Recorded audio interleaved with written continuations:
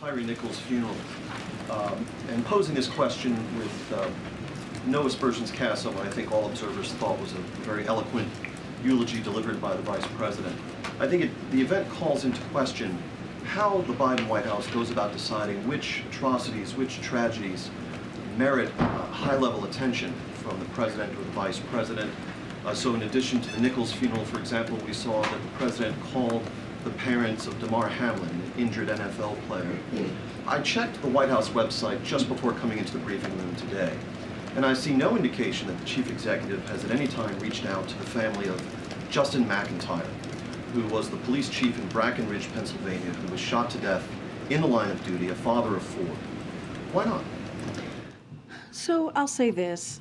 If you look at this president, who has been a senator for 36 years, who has been a vice president for 8 years, and who has been clearly, finishing up his 2 years tenure and a 4-year presidency thus far, he, if you know Joe Biden, you know that he feels the pain of many families who have lost loved ones, because he knows what that means.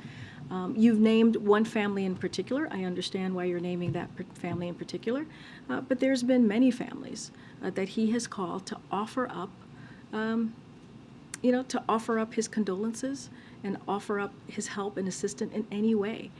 We do not read out all of those conversations, but if you know Joe Biden, and if you've been around Joe Biden, you know that this is something that the president does in a way that many politicians, at least that I have worked for, are not capable of doing.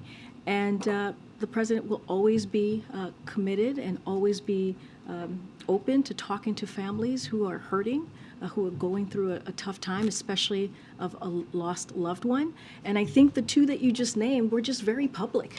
They were two incredibly public situations that where the president was able to reach out in a way that that people knew about, right? That people were able to see how the president uses what he does so well, his understanding, his compassion for others. And so I would not, again, you named one family.